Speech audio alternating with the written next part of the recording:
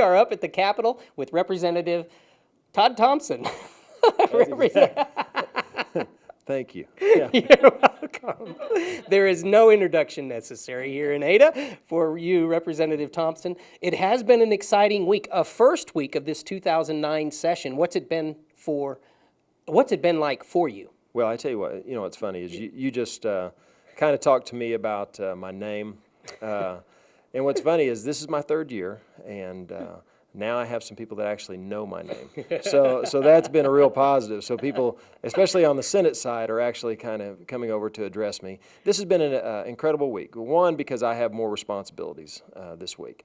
Or this year, because now I'm a chairman of a committee, so I actually have a committee to organize, to schedule bills, to work through that. Plus you have people that want to come and discuss bills with you and talk through that. So my workload has changed, and it's been, for me, it's fun to be a part of the process and to actually have things to do.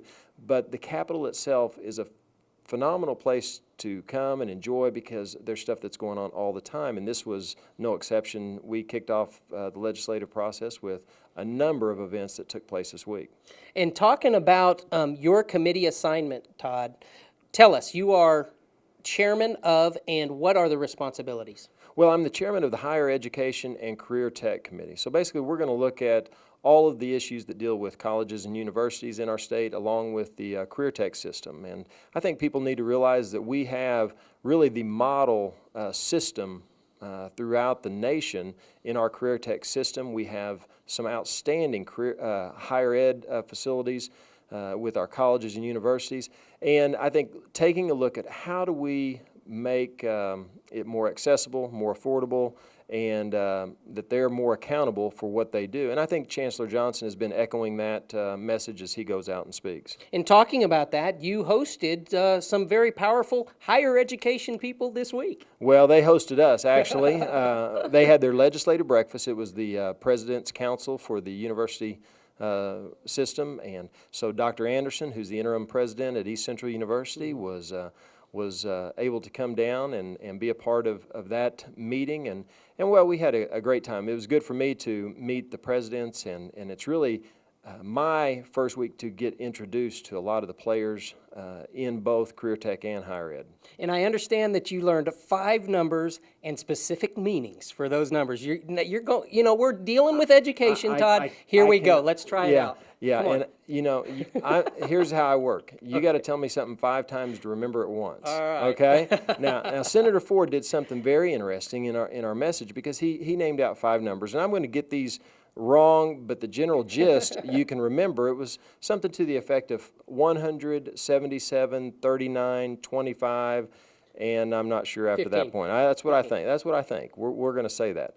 But the general gist is out of every 100 students, we have only about 77 that graduate from high school, and then only about 39 that end up going to college, and then fewer than that end up graduating, and then fewer than that stay here in Oklahoma. And so you can see that education is such a vital part of our economic future.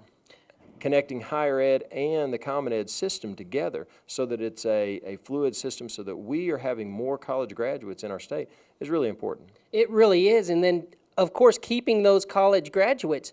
But Todd, even though you're the chairman of that committee, that's not all your responsibilities, of course. You represent all of Ada, and there were other groups that came up this week. Talk a little bit about that. Well, there were not only other groups, but there was other committees that I got to be a part of, and that was really exciting. In fact, I learned some stuff in the Public Safety Committee, which I'm on, and but one of the feature events that took place this week was Rose Day, and really it's the stand for life and the stand for the unborn child, and the Capitol was flooded with individuals bringing up roses in honor of the unborn.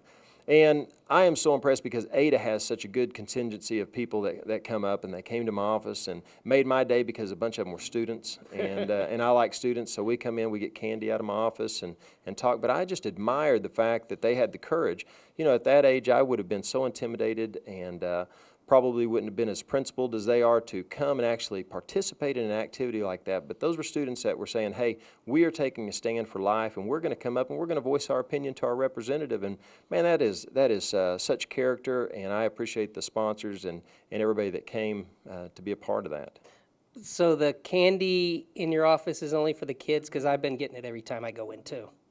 Hey, that's why we have it. Oh, okay. Yeah, because you know what I tell everybody is that, and what most of our pages find out that come and spend a week with the representatives is they're worried that, man, we're going to be in this big stuffy environment. And what they learn is that really there's a lot of kid in each one of us. Though it's very serious business that we're dealing with up here, one, everybody's just people. And people like to have fun, have a piece of candy. Yes. And you know, we have a lot more in common up here, and I think you know, that kind of keeps things light by getting to make a joke once in a while. Well, and your placement of Sherry Ward, one of Ada's favorite daughters, in your office plays such a part to the fun time in your office.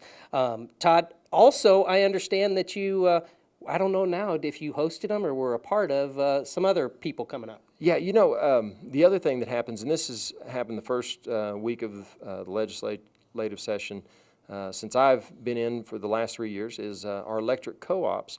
They have their annual meeting up here, and so they host a legislative dinner. And, you know, they do it right because, one, it gives me a chance to see some of the employees for PEC, some of their administration, some of their board people. They come up, we sit around the table, we visit, and then every year they have a comedian that comes out, makes everybody laugh. And that kind of goes right back to our point.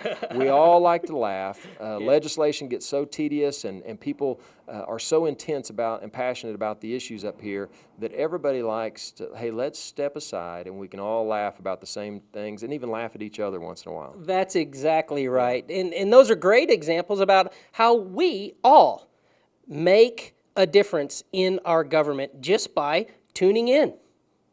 Just by tuning in. And you know, I had an email last night from a lady, and she emailed me and had the courage to email and voice her opinion. I responded to her, and she emailed me back and said, okay, I've never done that before. That was scary, and I so appreciate you responding. And I wanted to respond and say, listen, man, that's what I want. I like your input. And we need your input, and don't be scared because we have a friendly office, and I think in general all of the representatives here at the Oklahoma House, they want you to be involved. And so this is an intimidating place from the outside, but inside, man, there's a good group of people.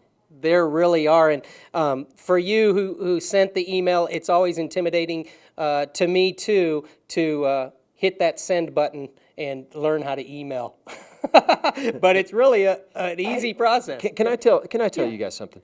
Because you're speaking of technology right there. You're speaking of email. I think one thing that the people of my district and of our state ought to be really proud of, especially for the House of Representatives, because when I first came in, we implemented laptop computers.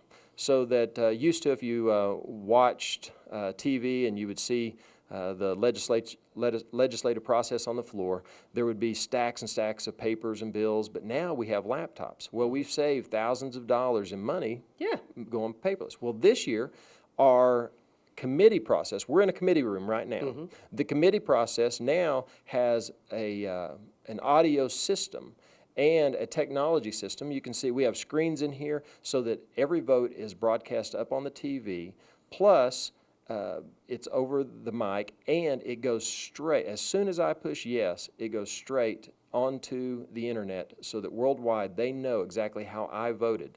And I think we may be the most progressive state in the nation at doing this. And you're talking about openness of the process. We have led in that issue.